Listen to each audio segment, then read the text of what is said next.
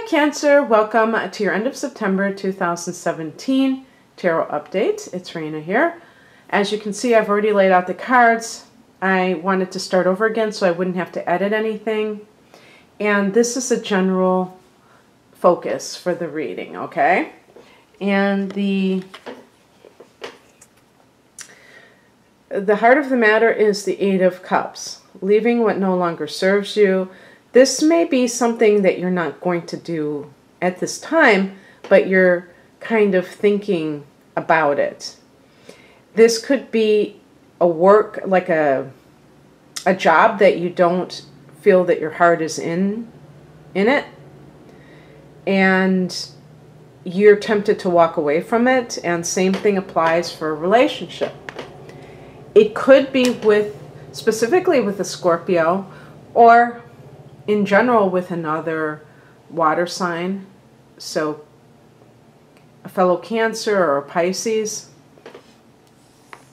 We have in the past position the Ace of Cups. Boy, you know, the light has been so strange lately. You can see, I know it's going to look weird because you got some shadow and you got this light up here. The Ace of Cups is an offer of love. This is in the past position, so this may be what's leading you to be tempted to leave. This doesn't just have to be a new love coming in. This could be a job offer that speaks to your heart. So one possible scenario is you are working in a bank, or you're an accountant, something kind of like what I would call mundane, where it's really tied into material resources. And yet you've always wanted to be an artist, or you've always wanted to be a healer, maybe Reiki, massage therapy, what have you. And so you find out that there is some kind of possible job offer, or maybe somebody's coming to you and telling you this, and so you're tempted to leave. And this is kind of further magnified by this card of indecision. With Cancer, a lot of the indecision will revolve around financial security. Can I really trust that this new thing is going to pan out? Especially if it's something that is creative, or even in alternative health or healing, where it's not necessarily as, you know, because it's not mainstream, it's not that type of a job that you may feel, especially if it's like, let's say somebody says you can do your Reiki at my place of employment, and you don't have like a steady paycheck. It depends on how many clients you get. You may feel like, I don't want that unpredictability. I need something that is happening week after week. That's the only way I'll feel secure. But you know that your heart isn't in what you're doing. As for relationships, it can be the same thing where maybe you're married to somebody, or you have a child with somebody, and you feel like that is where you're supposed to be. I've been getting this theme lately, and maybe it has something to do with the eclipse, the eclipses. I don't know, but it seems to me that I've been getting them more than I usually get. And you may feel torn about some decision that you have to make, because it's like, do I follow my bliss?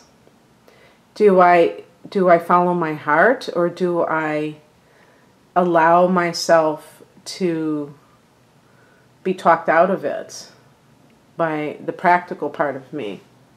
What crosses you is kind of like just reiterating what I'm saying. The Ace of Pentacles is not being able to move. See, there's a portal there. Not being able to move into this new line of work or in this new relationship because of a sense of being at some kind of like what's the word that means like obstacle? stagnation, stymied, feeling stymied, not moving forward. And this could also mean that if this is a personal relationship, that the person is an earth sign, actually. So earth is compatible with Cancer.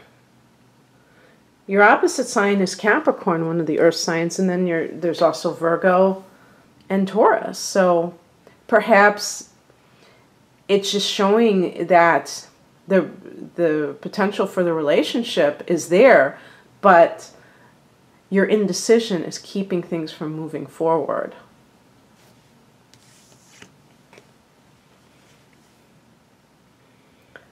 The advice is the High Priestess, which is, going with your gut, checking in, trying to contact your higher self, connect with your higher self, and see what your heart wants to do. You may not trust your heart because you may think that the heart is illogical and the head is where it's at. And if that's how you feel, that's how you feel. I certainly don't encourage people to do things that make them feel totally uncomfortable, because that could be part of your intuition too. Just because you get a job offer doesn't mean that it's something that really is viable. So I'm not saying that everything that you get is going to be that way, but I do believe that some of you emotionally are feeling a sense of being stuck because you don't necessarily have passion for what you're doing, but by the same token, you're afraid of the unknown. The High Priestess is also looking into that part of the unknown. Maybe there are things that need to come out. If you've gotten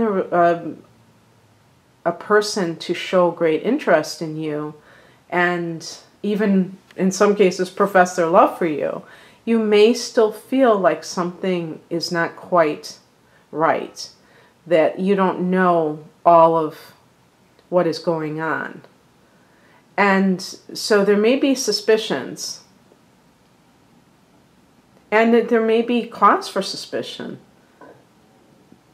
But in general, I think the High Priestess is more talking about you connecting to that spiritual part of yourself, so that you can make decisions that are not just based upon dollars and cents, so that you really do honor your heart's desire. Because even the outcome is such a positive card. The Major Arcana. Well, in the Major or the Minor Arcana, this card would be considered positive. The Sun card, number 19. On the 19th of September, the Sun, Venus goes into Virgo, and Virgo is your third house of communication. So that can speak to maybe hearing from someone. Maybe there's some kind of a delay. Again, Mercury retrograde, coming back up to speed. That's where Mercury went retrograde, in your third house. So it's possible that you were talking to somebody, and during the last month, things got disconnected somehow, and now you're back on track. The Sun card is about healing. It's about success. It's about joy. It's about children. It's about all the positive things that we want in our lives. It rules the fifth house of romance. So that's why they depict it as they do. I did this, I have been doing this in a couple of readings. I'm going to find the Sun card in the, oh, it was good. It was right here in the Rider-Waite deck, illustrated by Pamela Coleman. And you can see that they have a child, because that can be what it's all about. And you see those sunflowers in the background. But what does this picture suggest to you? Doesn't it suggest unbridled joy? And this is the kind of outcome that you may be about to experience, Cancer, for whatever reason. You know what's funny? I just noticed, I'm going to see if I can, you see that rainbow? Cancer, I've never gotten that before. That's because I have a prism here. And I don't know, because of the light. So you can take that also as finding your pot of gold at the end of the rainbow. Okay, Cancer, I hope you enjoyed this. And if you'd like a personal reading, please click on the link below. I also have a link to my September series of Vimeo videos for singles called Ready for Love. Take care of yourselves. Bye.